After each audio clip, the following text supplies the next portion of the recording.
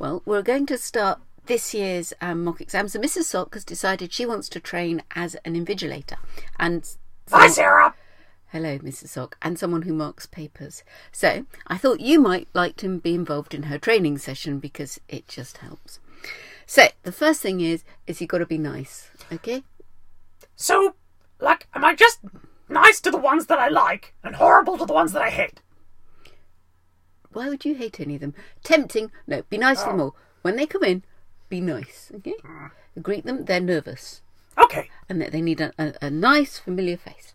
Right, the next one is you can't help the children during the exam. Not even the hard questions. Not even the hard questions. Oh. Could you do the hard questions? Yeah. You sure? Yeah.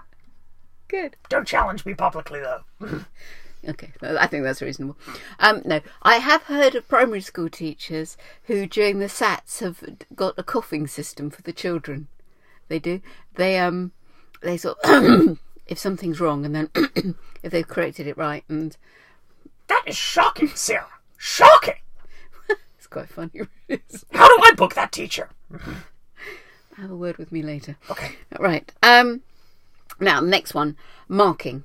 I tell them at the beginning, I'll do that, but you don't need to tell them. I tell them to put their name. Oh, God knows. I tell them at the beginning of the paper. I tell them at the end of the paper. I tell them about children who have, it worries me when you just stay there and nod. I feel worried. I don't have eyelids. It makes it slightly intimidating. Yeah, it does actually. So anyway, what I do, I tell them to write their names, but you can guarantee that a number of them won't. So they get naught. I'm confused. How can you repeat it so many times and they still get it wrong? I don't know. They're nervous. Oh. But they do. They just write the wrong thing down. So who else? What else have we got? We've then got... so I also tell them to put horizontal, and I show them with mine. I go, horizontal. Can you do that? Horizontal. Ow! That hurts. Sorry. Or a diagonal line. Do you want to do diagonal? I'd rather not. I trust your judgment on that. Okay. Diagonal line. In the box next to the answer you want. And a lot of them they'll put ticks on the outside. They'll put their answers somewhere else. They will put little vertical lines. They'll put the line on the very edge. So that's the box. They put it on the edge of the box, so it's not in the box. That is shocking, Sarah. Shocking. It's not that bad. But no, they do. You'd think it'd be fairly easy, wouldn't you? But it isn't. So anything where it's not marked in properly, they get naught. Can I do that part? That sounds fun. Yeah, it will upset you after a while. Do you publicly proclaim it in front of everyone else? Sometimes. Oh, good. Sometimes. Normally it's not necessary. And what else do I need to... Though I had something else on my mind then. Oh yeah, they've got to rub out their corrections.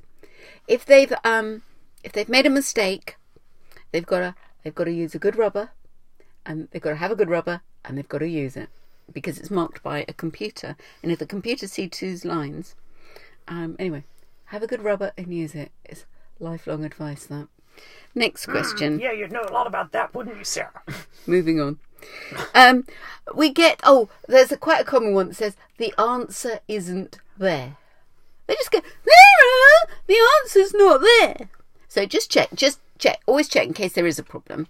And then what you have to do is look at... to have a quick look, and then just rub the top of their answer and say, okay, darling, everything you need is on the paper. Have you tried making an example of one of them? Say, yes, it is! To make sure that none of the others say the same thing.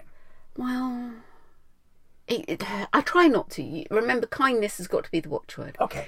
But, I mean, there was one little girl who, in the first paper, 13 times, Sarah, the answer's not here. Sarah, you've got it wrong. Sarah. And that's very disruptive for everyone else. So sooner or later, you have to be, you can't shout at them, but you can use a big voice, an assertive voice, a strong voice. Oh, I'm good at that. Yes. Yeah. Yeah, I think you are. Leave that to me. Okay. Now, sometimes you get cheaters. Now, well, Sarah, I would be kind of impressed if people are able to have a relationship with more than one person during an exam. Just put it out there. Okay. Is infidelity a big issue in your mind at the moment? Nope. Good. Because no, this is copying other people's answers, which is slightly. Normally, it's children that are nervous. Sometimes you get just flagrant looking and see what it is. Mostly, it's a sort of a look over, or they want to see where the other children are at, or they just want a bit of reassurance. And do they get extra points for this, or is it something that is bad? It's bad. Oh. They don't get extra points. In fact, I'll normally give them a warning shot across the bow. So I'll say something like, eyes on your own work, please. And I'll say it to everyone generally. But if they persist, the big voice comes out. Yeah. Only for a little bit. And then you've got to be really nice to them because that will frighten them. And you have to be careful because supposing it's a boy called... Think of a name of a boy. George. And you go, George, stop that. Well, you've got to be careful if there's another George in the room.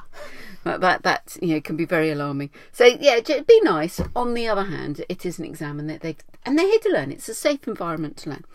Right. Sometimes you can have things like the sun coming in on their eyes. So just try and make sure they're comfortable. Sometimes when they're doing the paper, a whole section can go invisible to them. Do you just tell them to stop being Harry Potter and get on with their work? Yeah, no. Oh.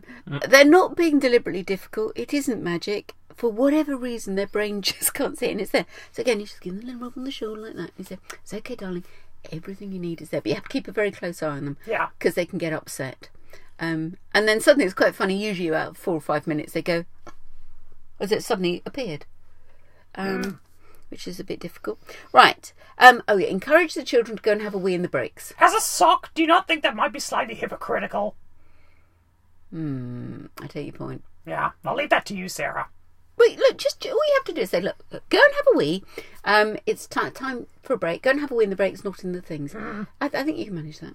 Now, during the breaks, it's a nice idea to share sweets with everybody. If you've got some sweets or comfort food, just offer them, because most of these children are going to go to the grammar school. Yeah. So it's a nice way to make friends with people that will be friends for the next 7 years or so. So some of them will be lifetime friends. So offer them sweets. But there are some problems. Some children, increasingly, we have children that are anaphylactically allergic to things. Oh, wow. That means they could die if they ate the wrong thing. So you can't mess around with this. So if somebody says no thank you, they might not be being rude. It might be a medical reason why they can't do it. And hopefully they'll bring their EpiPens. They've got to bring their EpiPens. But also, I know that you've been on a diet lately. Yeah. Get my beach body ready for the summer. You have a beach body? Yeah. Do you, Sarah? I'm more of a beach ball than a beach body. Greenpeace, come and try and rescue me if I go on the beach too long. Sorry. Look, can we move on? Yeah. I've lost my thread here. I think you were talking about my diet. Oh yes, I was. Because if the children offer you a sweetie or something and you want to resist, try and remember that at least one child in that room's got threadworms. Yeah. Well, Sarah, some food still causes me grief and suffering, ages and ages after I ate it. In my case, wedding cake. Wedding cake? What happened when you ate wedding cake? I'm still married to the same man. I thought you loved him. Oh, I do, yeah, but let's not talk about me. I thought he was kind of cute. You've never seen him. This is true, but he sounds nice. He has a very big moustache. I'm trying to persuade him to get rid of it at the moment. Does it tickle you when you kiss him? Yeah. My grandfather had a great big moustache that was tickly when you kissed him. You'd have to sort of wait for the end to sort of, giving him a kiss goodbye. The moustache was an issue. Hubba hubba. Yeah, he was nice. Right, where were we? So, if you want to resist snacking around everybody's snacks and trying a bit of this, that and the other, which is kind of nice and sociable, remember the worms. And, and the last thing, wrap up warm. Okay? I will, Sarah. Good. Wear nice clothes. Not my jewellery. Oh. And I think that's about it, really. Can you think of anything else you want to ask? Nope, nothing else. Nothing else at all? Nope. Okay, then. Do you think you're able to do some marking and some invigilating for me? Oh, I think so. Thank you. And are you going to do that for this exam coming up? Oh, yep, I'll be there nice and early. Do you really intend coming? Yeah. That'll be fun. Oh, yeah. See you there.